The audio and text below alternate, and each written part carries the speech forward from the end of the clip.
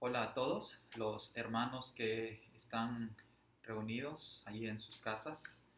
Es un privilegio poder compartir con cada uno de ustedes un poco acerca de la palabra del Señor y quiero que veamos algo acerca de un hombre que es uno de los grandes profetas, es Elías. Quiero que vayamos al libro de Primera de Reyes, en el capítulo 19. Vamos a ver algunos versos. Allí vamos a ir desglosándolos cada uno y vamos a ir viendo cómo el Señor usa estas situaciones para su gloria, para su honra. Él está por sobre cualquier circunstancia y cualquier situación, y cómo Él tiene la misericordia, la paciencia con sus hijos para animarles cuando lo necesitan, pero también para decirles quién está a cargo cuando ellos lo necesitan, para recordarnos y recordar a sus hijos que el Señor está por sobre cualquier circunstancia y siempre su plan se llevará a cabo.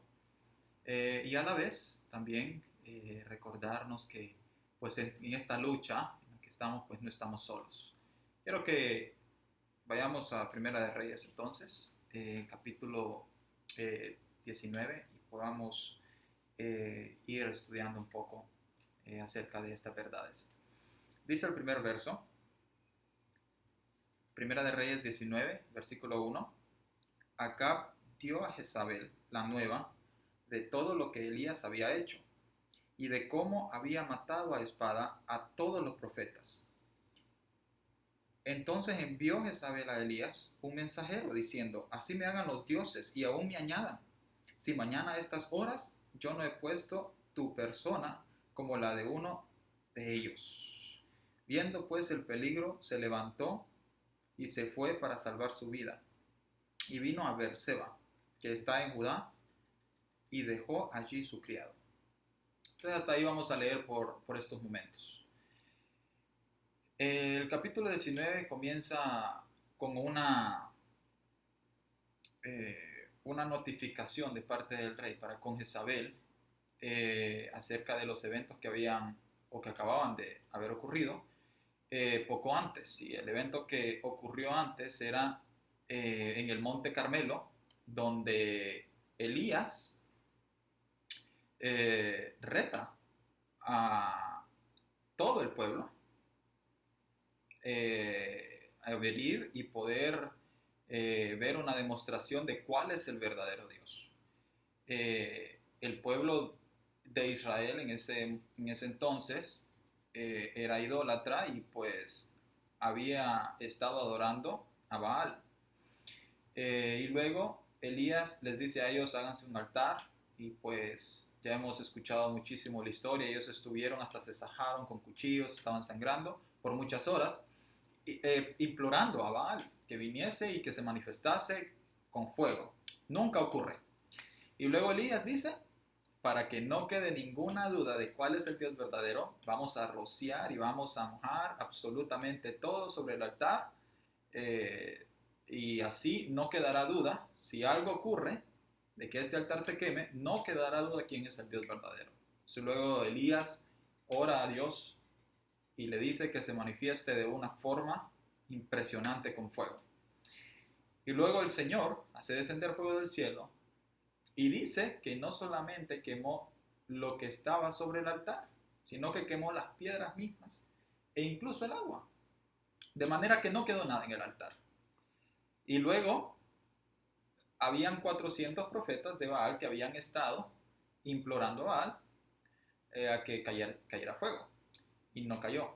Luego de que el Dios verdadero es claramente mostrado, era el Dios verdadero, el Dios de Abraham, de Isaac y de Jacob, se manifiesta allí con fuego, quemando el altar y todo el agua.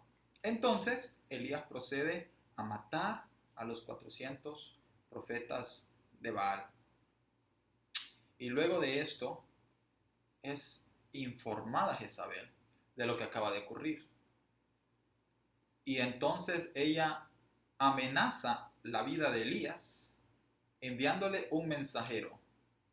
Y aquí es bien interesante porque Jezabel tenía sus medios. ¿Y para qué avisarle a Elías de que lo iba a matar si realmente lo quería matar inmediatamente? O sea, ella no tenía necesidad de hacer esto. Solamente hubiese enviado un guardia muy recio, muy especial, sigilosamente, lo agarra, lo mata y se lo trae de vuelta a Jezabel. ¿Y por qué amenazarlo? Bueno, ella quería en parte amedrentar a Elías, pero también desacreditar cuál era el Dios verdadero haciendo esto, amenazando.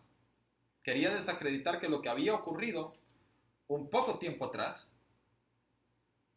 no era tan verídico, no era lo que era, ¿verdad? Entonces, eh, vemos cómo el trabajo del enemigo se ve desde los siglos atrás, tratando de desacreditar la obra de Dios, tratando de desacreditar quién es el Dios verdadero, tratando de desacreditar cuál es el camino verdadero.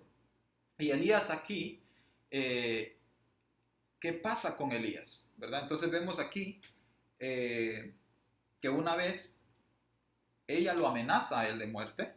¿Qué sucede? Viendo pues el peligro, se levantó y se fue para salvar su vida y vino a Beerseba, que está en Judá, y dejó allí a su criado. Vemos que él no andaba solo, él andaba con su criado. Y luego, ¿qué sucede aquí? Él tiene miedo, él sabe el peligro, él entiende que si se queda allí donde está, él va a morir. Entonces, vemos que en el ministerio hay amenazas y hay peligros. Y Elías no estaba exento de esto. Elías, el gran profeta de fuego, el gran profeta que Dios había tiempo atrás utilizado de manera tan milagrosa para hacer que las personas que estaban muertas pudieran revivir y hacer otros grandes milagros como descender el fuego y quemar el altar. Ahora tiene miedo de su vida y tiene que huir. Y aquí está donde yo quiero que nosotros nos detengamos un poco y analicemos cuántas veces nosotros nos hemos encontrado en problemas que no tenemos solución y tememos por un resultado adverso. Elías sabía quién era Dios. Elías sabía exactamente que Dios era el Dios verdadero. Lo había experimentado con sus propios ojos. No una vez, muchas veces.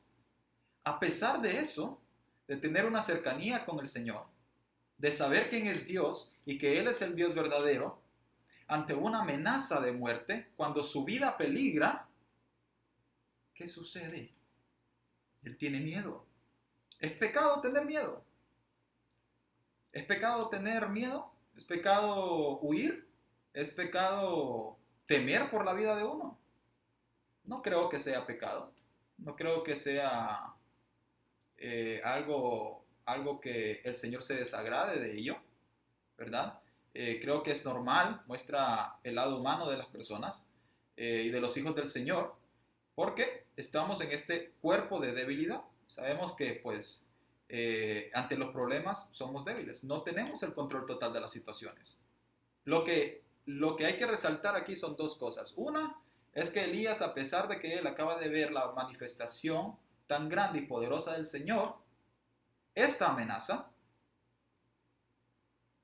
hace que él huya, hace que él se amedrente, hace que él tenga miedo por su propia vida.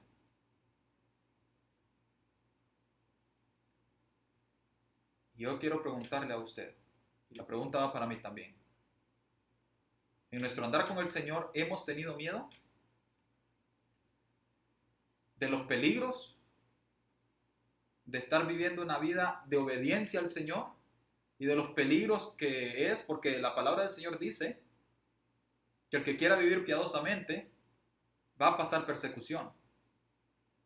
Y hay diferentes tipos y podemos hablar de también niveles de persecución de los cristianos a nivel mundial.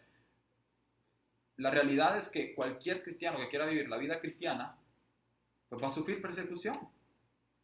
Entonces, la pregunta es para cada uno de nosotros también: si alguna vez en nuestro ministerio, en el servicio al Señor, hemos sentido miedo. Ahorita, con esto de pues, el coronavirus, de esta enfermedad terrible, vemos cómo la población mundial, incluso los creyentes, tenemos miedo. ¿Qué va a pasar con la mensualidad del siguiente mes? ¿Voy a comer o no voy a comer? ¿Voy a tener trabajo o no voy a tener trabajo? ¿Me voy a enfermar o no me voy a enfermar?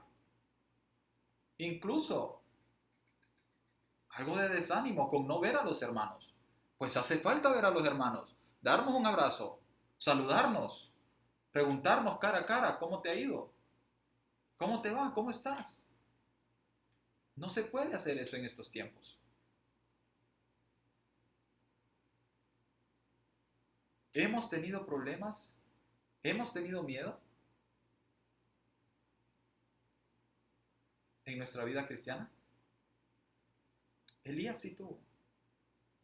Elías experimentó problemas, experimentó lo que es tener miedo, lo que es salir del lugar donde él estaba y tener que huir porque su vida corría peligro.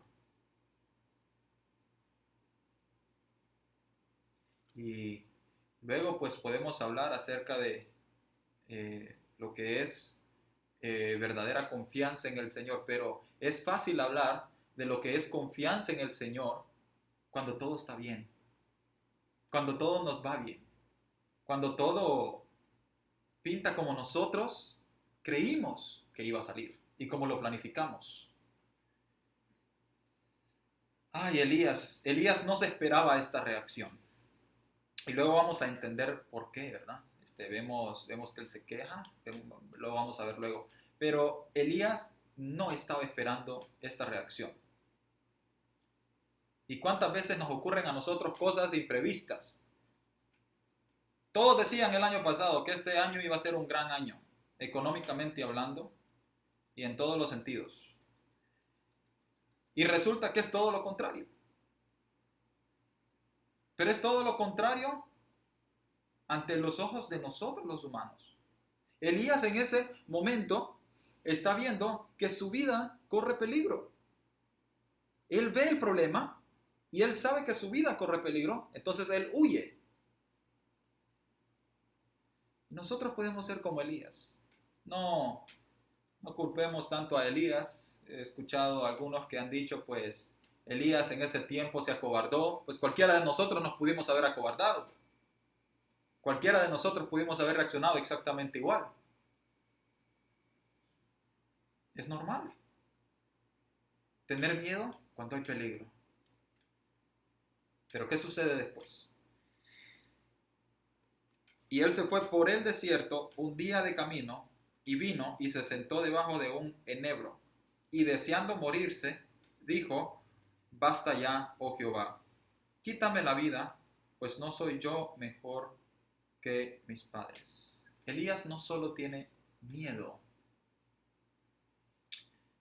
Elías llega hasta su punto más bajo y es casi el depresivo. Elías sabe que pues sus días están contados y que él cree que su ministerio ha terminado y ha concluido.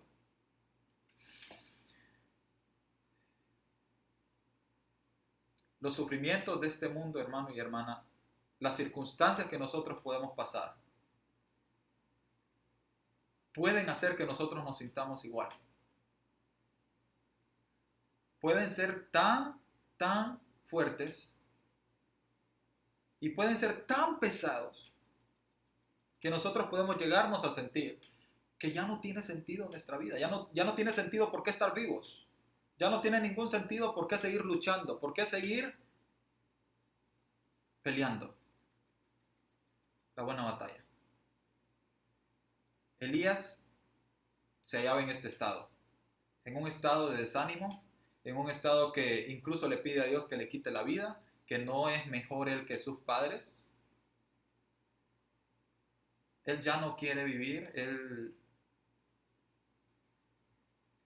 él quiere que esta circunstancia culmine con su muerte. Él ya no quiere seguir pasando este sufrimiento.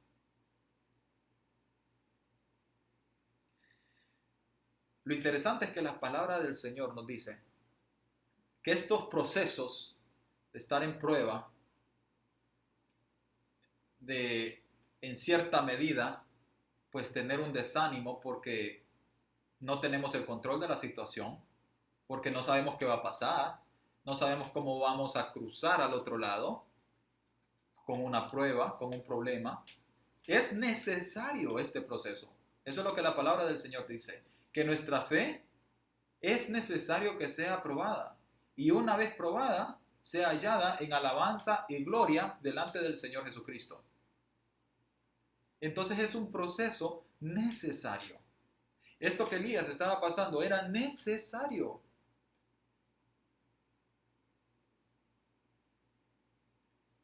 Y aquí la palabra del Señor continúa diciendo, y echándose debajo del enebro, se quedó dormido. Y aquí luego un ángel le tocó y le dijo, levántate, come.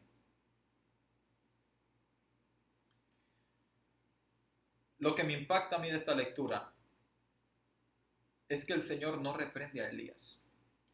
No lo reprende. Y aquí me quiero detener un poco porque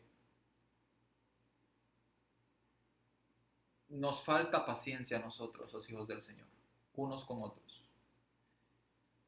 Y recordemos la paciencia que también tiene con Pedro, 3 años de ministerio, y lo niega al Señor en peligro de muerte. Elías ha visto la mano del Señor manifestándose poderosamente y milagrosamente, como nunca había caído fuego del cielo y quemado un altar. Elías lo ve, él es el espectador principal, él es el que pide la oración, desciende el fuego, quema el altar, y él ve muchas otras señales y prodigios que Dios está haciendo a través de él. Sin embargo, él tiene miedo y le pide a Dios que termine con su vida porque él ya no quiere seguir viviendo esa misma circunstancia. Sin embargo, el Señor le manda un ángel. Pero no es para reprenderlo, no es para decirle qué fácil te has olvidado de mí, qué fácil te has olvidado que yo estoy al control, qué fácil te has olvidado que yo soy quien hago las cosas, yo soy quien hago la obra, tú eres mi mensajero. Yo digo cuando mueres. Yo soy el que tengo la última palabra. El Señor no manda al ángel para decirle eso. Qué lindo es el Señor. Qué paciente es Él. Qué amoroso es Él con nosotros. Y Él manda a este ángel y le dice, levántate, come. Porque el Señor es paciente para con nosotros y es amoroso. Y Él sabe cuando nosotros necesitamos una palmada en la espalda de consuelo y de decir, todo estará bien. Todo estará bien.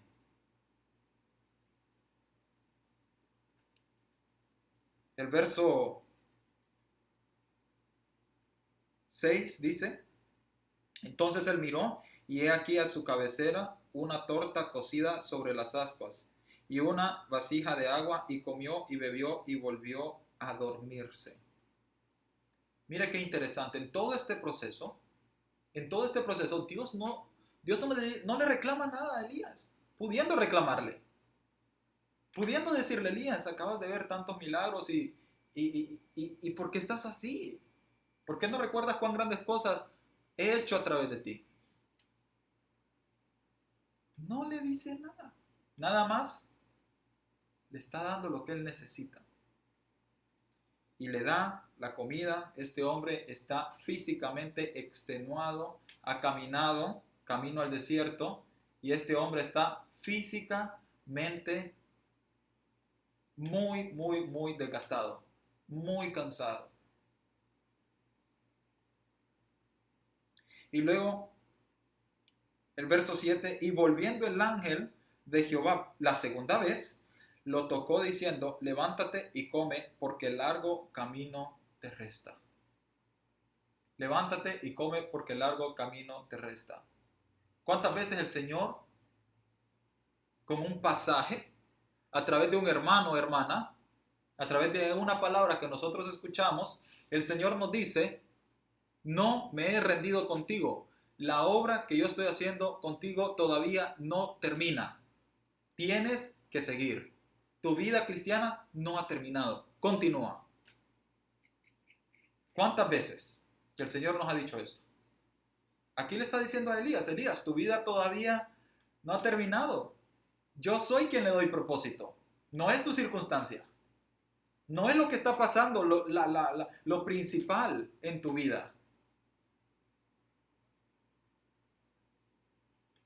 Lo más grandioso en tu vida no es lo mal que te sientes. No es lo deprimido que estás, no es lo triste, no es el miedo que tienes. Es quien va al frente. Es el Señor, es Dios.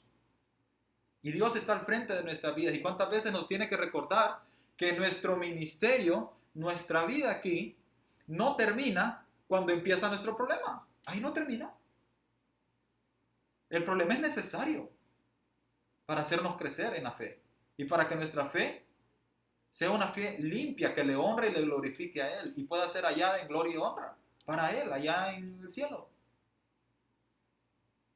De manera que este proceso es necesario que nosotros lo pasemos y que en medio de este proceso sepamos quién está a cargo. Lo impresionante de todo esto es que el Señor siempre está involucrado. Miren, a Elías, él estaba deprimido y el Señor envía a un ángel que primero le diga que coma y él come, y la segunda vez, allí ya él le dice, levántate y come porque el largo camino te resta. Lo que me impacta aquí es, hermano y hermana, el Señor no le va a decir a usted que usted haga algo si no lo ha preparado. El Señor no me va a decir a mí que yo haga algo si no me ha preparado. El Señor no le podía decir a Elías al principio, levántate, porque el largo camino te resta, porque él estaba extenuado físicamente y mentalmente. Él no podría haber hecho esto. El Señor le da a Elías lo que él necesita. Elías no pudo haber conseguido comida en ese lugar, era inhóspito. No tenía un siervo a quien mandar por comida. Entonces el Señor manda a alguien, a un ángel, para que le dé lo que él necesita. Así es el Señor. Así de impresionante es nuestro Dios. Él le da a usted lo que usted necesita. Él le dio al pueblo de Israel en el desierto lo que ellos necesitaban diariamente a través del maná. Y cada día ellos tenían que salir y comer este maná del cielo que Dios le estaba dando. El Señor envía un ángel a Elías y Elías obtiene lo que él necesita. No lo que él quiere, lo que él necesita. No lo que él cree que es mejor, lo que él necesita.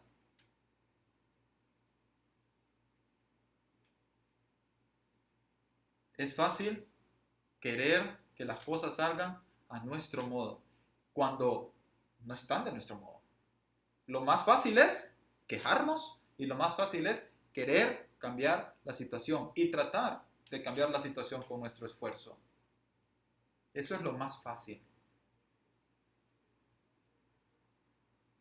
Pero no es lo mejor. Y Elías aquí está aprendiendo esta lección. Está siendo recordado que él no puede hacer todo. Y está siendo recordado de que el Señor le va a suplir lo que él necesita. Y le está recordando de que el Señor está por cualquier circunstancia, por encima de cualquier circunstancia. Y luego vemos, ¿qué sucede? Levántate y come, porque largo camino te resta. Se levantó, pues, y comió y bebió. y fortalecido con aquella comida, caminó 40 días y 40 noches hasta Horeb, el monte de Dios. Hermano y hermana, ¿cuál es la comida que usted come? ¿Cuál es la comida que nosotros debemos de comer para estar espiritualmente fortalecidos y poder levantarnos e ir y hacer lo que el Señor quiere? ¿Cuál es la comida? Esta es la comida. Esta es la comida. El Señor le dijo a la gente, ustedes vienen por el pan que han comido. Y les dice, no estén aquí por el pan que perece, sino por el que a vida eterna permanece, que son las palabras de Dios. Es esta palabra que tenemos aquí. Esta es la palabra eterna de Dios, que trasciende las circunstancias que nosotros pasemos. ¿Por qué razón trasciende? Porque el autor de ella es eterno y está vivo. Y Él ha dotado su palabra de poder. Dice la Biblia que la espada del Espíritu, que es la palabra de Dios, esta palabra está viva y eficaz. Y es más cortante que toda espada de dos filos. Y nos transforma a nosotros y nos dice qué hacer y cómo hacer las cosas. Y nos da a nosotros la fuerza y la transformación mental, espiritual, y eso se manifiesta en lo físico para que nosotros vayamos y hagamos la obra de nuestro Dios. Entonces Elías recibe el alimento de Dios. Dios obviamente lo alimenta a él a través de un ángel. Y luego él fortalecido, dice la Biblia, fortalecido, él puede ir y completar la tarea de Dios. ¿Cómo estamos nosotros obrando? ¿Cómo estamos nosotros viviendo nuestra vida? ¿Con nuestras fuerzas o con la fuerza que Dios nos da a través de su palabra? Luego dice aquí el pasaje, 40 días y 40 noches hasta Horeb caminó él, el monte de Dios. Y luego el verso 9, allí se metió en una cueva donde pasó la noche. Y vino a él palabra de Jehová, el cual le dijo, ¿qué haces aquí, Elías? ¿Qué haces aquí, Elías? Dios le está guiando a Elías que camine porque Dios quiere tener un encuentro personal con Elías. Y para Dios decirnos a nosotros qué es lo que tenemos que hacer, tiene que haber primero un encuentro personal. Hermano y hermana, no podemos saber qué es lo que tenemos que hacer si no tenemos un encuentro personal con nuestro Dios. Elías estaba perdido. Elías no sabía qué iba a hacer. Y según él, lo mejor era morirse. Así podemos ser cualquiera de nosotros. Ante el peligro, ante las cosas que no nos salen como nosotros queremos, pues lo mejor es que nos muramos y que aquí termine nuestra vida y fácil y sencillo. Y así estamos en la presencia del Señor, sin pecado, sin lágrimas, sin nada de sufrimiento en este mundo. Pero es necesario que pasemos por esas pruebas. Pero al pasar por esa prueba, el Señor en el proceso, Él quiere tener un encuentro personal con nosotros.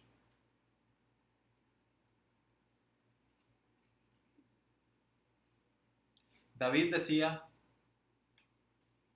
de mañana oirás mi voz, en la mañana me presentaré delante de ti y esperaré. Y esperaré.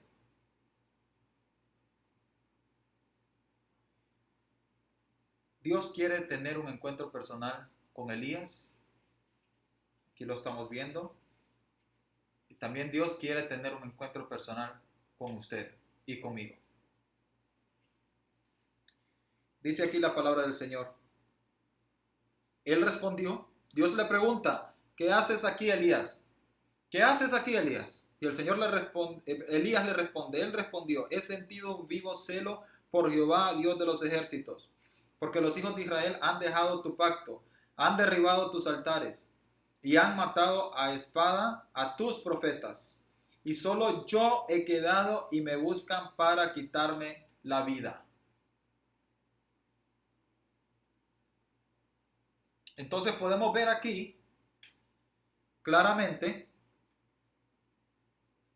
la queja de Elías. Y la queja de Elías es simplemente, uno, la incredulidad de todo el pueblo de Israel. Y luego, la segunda es que solo él ha quedado. Y la tercera es, mi vida corre peligro. Hay tres quejas. Una de ellas, el pueblo de Dios ha dejado tu palabra. Ha dejado al Dios verdadero, ha echado abajo tus altares. Te han dejado y se han olvidado que tú eres el Dios verdadero. Esa es la primera queja. La segunda queja es que él personalmente ha quedado. Nadie más. Solo él. Yo he quedado, dice aquí. Y la tercera queja es que su vida está corriendo peligro.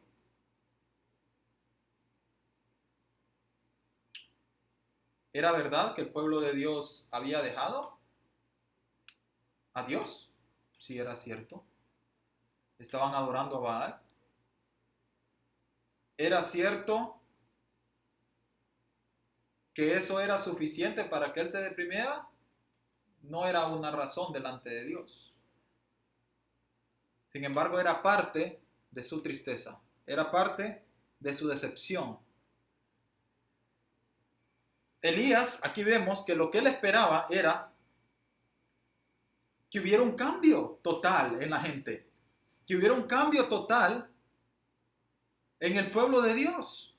Al ver estas grandes obras y maravillas que el Señor estaba haciendo. Que el Señor estaba haciendo ahí con fuego. Es que no había duda de que lo que el Señor había hecho ahí jamás hubiese sido hecho por un hombre. Tenía que ser Dios. Y Él era el Dios verdadero. Y había sido comprobado. Elías esperaba que esto causara un gran cambio y transformación en el pueblo de Dios. Y se encuentra con la realidad que es todo lo contrario. Hermano y hermana, en el ministerio nosotros nos vamos a entregar y vamos a hacer muchas veces lo que el Señor quiere con la guía de Él. Y nos vamos a decepcionar de que los resultados no dan la talla con el esfuerzo que nosotros estamos haciendo o con la obra que debería estar siendo hecha al ser su palabra expuesta, al ser su palabra compartida. Y el crecimiento no está allí, no se ve, no es patente, no se puede percibir. Elías estaba decepcionado de que tan pronto había culminado la gran manifestación del Señor, la primera acción de parte del pueblo para con él es una amenaza de muerte. Está decepcionado, no hay transformación real, no hay un cambio, a pesar de que Dios se ha manifestado de una manera impresionante.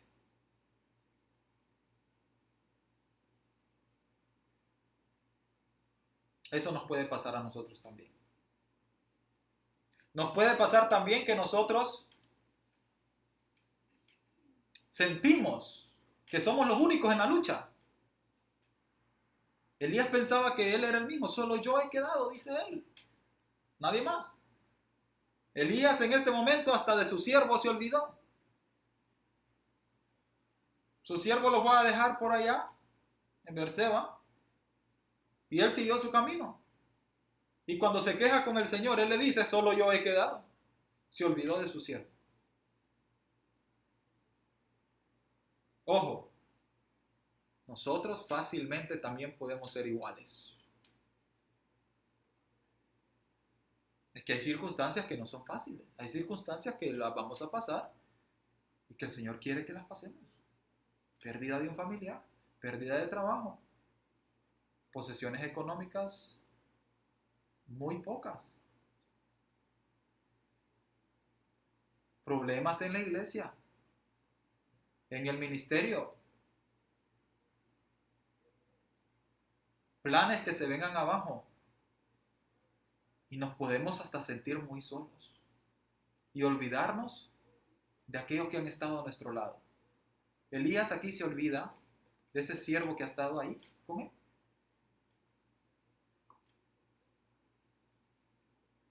Es fácil, hermano y hermana, es fácil en circunstancias adversas olvidarnos de nuestros hermanos y de nuestras hermanas. Es fácil. Pero luego, ¿qué sucede? Y me buscan para quitarme la vida. Tenía miedo.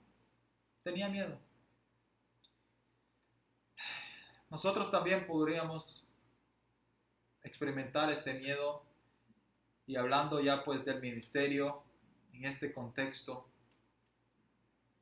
de Elías, ¿no? Pues, él esperaba que el pueblo se transformara, que el pueblo cambiara de su parecer, y él tenía miedo de su estado y de su integridad física. También podemos nosotros experimentar miedo en el ministerio. Miedo de si lo que estamos haciendo realmente vale la pena. Miedo de que si realmente este es el lugar donde el Señor quiere que yo obre. Muchos miedos. Miedo incluso si el Señor me querrá seguir usando. ¿Será que el Señor me quiere seguir usando? ¿Será que ya no hay más que hacer? ¿Ya cedí? ¿Ya? ¿Esto es todo? ¿Qué sucede después? La palabra del Señor dice, Dios le dice, sal fuera y ponte en el monte delante de Jehová. Sal fuera y ponte en el monte delante de Jehová. El Señor le dice, Elías, sal. Sal. Sal. Yo quiero encontrarme contigo. Ponte delante de Jehová. Hermano y hermana, el Señor no quiere que usted se quede en esa circunstancia, en ese estado. El Señor no quiere que nosotros estemos en un estado de depresión, en un estado de tristeza, en un estado de desánimo, en un estado de no saber qué es lo que va a pasar mañana, toda nuestra vida. El Señor quiere que nosotros salgamos y tengamos un encuentro personal con Él. Dice la palabra de Dios, he aquí, yo estoy con vosotros, en Mateo 28, dice, he aquí yo estoy con vosotros todos los días hasta el fin del mundo. El Señor ha prometido que Él estará con nosotros.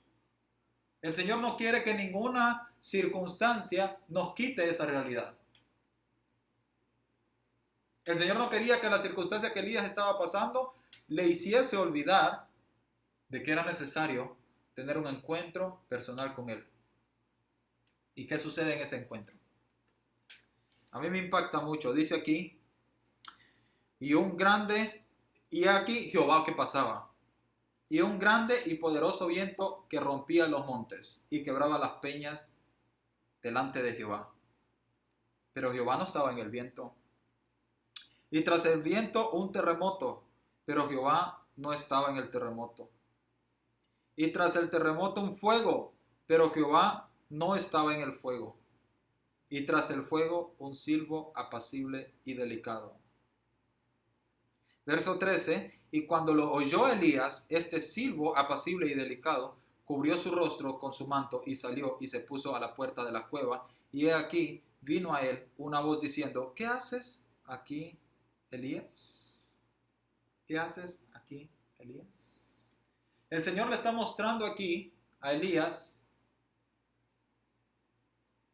cuán poderoso es Él, cuán poderoso Dios es. Dios está provocando todo esto. Dios está provocando el gran viento, el terremoto. Todo esto Dios lo está provocando. Dios está tratando de hacer que Elías recuerde quién es Dios. Que no se olvide que Él es un siervo, no de un Dios cualquiera, sino del Dios todopoderoso, de un Dios que todo lo puede hacer, de un Dios que si quiere romper los montes, lo va a hacer. Un Dios que no tiene límites, pero también es un Dios que nos busca. Es un Dios que busca. Es un Dios que quiere una relación personal. Allí, en lo privado. Allí, en la tranquilidad. Allí donde nadie está viendo. Él quiere esa relación personal. Y cuando Elías escucha ese silbo apacible, no queda más que arrodillarse. No queda más que poner atención.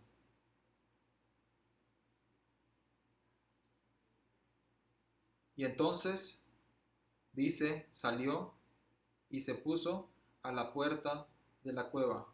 Y aquí vino a él una voz diciendo, ¿qué haces aquí, Elías? Luego, entonces este hombre Elías está humillado delante de la presencia del Señor.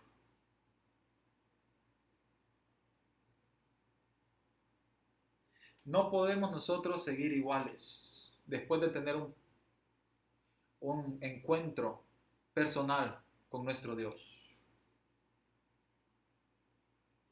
Elías se arrodilla en señal de adoración, en señal de respeto y de reverencia al Dios verdadero. Y luego, ¿qué sucede?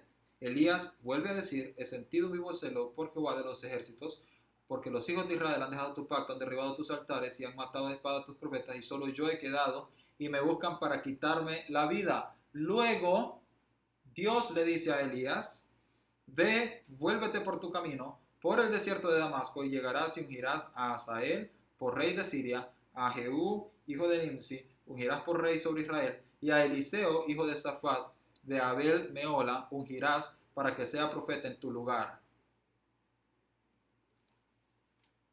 Una vez que el Señor ha tenido un encuentro personal con Elías, viene y le dice, Elías, ya es suficiente. Tu misión continúa. Tu misión es ungir a estos tres personajes como reyes y luego a Eliseo como profeta. Ve y hazlo. Hermano y hermana, nosotros hemos sido llamados a ser discípulos, bautizándonos en el nombre del Padre y del Hijo y del Espíritu Santo, enseñándoles que guarden todas las cosas que el Señor nos ha enseñado a nosotros. En otras palabras, no somos nuestros. Somos del Señor, pero para entregarnos a los demás, para entregarnos a aquellos que lo necesitan, para darle ánimo a aquel que está caído, para darle el evangelio a aquel que está perdido, para que la voz de Cristo se escuche en todos los rincones de la tierra. Y en el proceso enseñarle a otros que están viniendo a los caminos del Señor cómo hacer esto.